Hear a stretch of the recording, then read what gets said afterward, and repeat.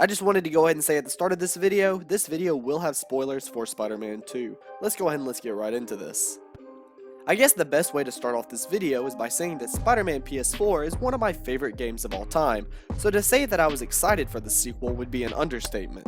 My only real concern about this game is how they would handle the symbiote storyline, as I feel it's a storyline that's really hard to get right, especially considering one thing I really appreciated about the original game was how grounded it kept the Spider-Man story. What I can say is that this is a very good game, but with that being said, let's take a look at the good.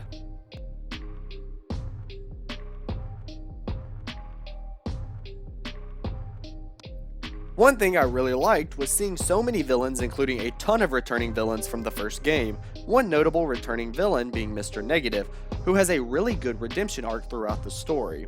When talking about this game, of course I have to mention that this is probably the best version of the Venom story we've ever gotten.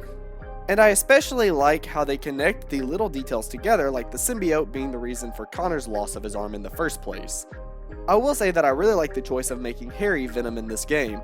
It works a lot better for both his and Peter's story, and I hope this isn't the last time we see Harry wearing the symbiote. Also, I've got to point out how awesome it was to see him as Agent Venom.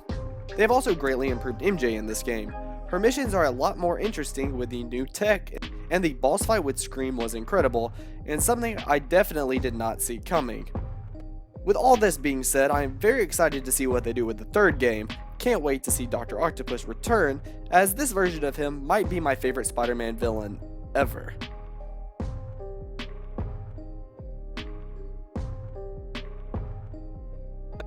Now for the bad. The first half of this game is a little slow, especially when compared to the second half, which I think is incredible the whole way through. But I guess I need to address my biggest complaint with the game, and that's Kraven.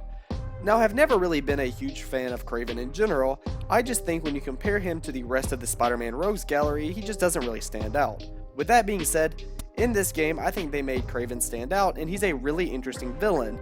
The only real problem I have with him is why does he have an entire army of hunters? This goes against his entire motivation within the game, and they're also just not that fun to fight. They kind of remind me of the Roxxon characters from the Miles Morales game.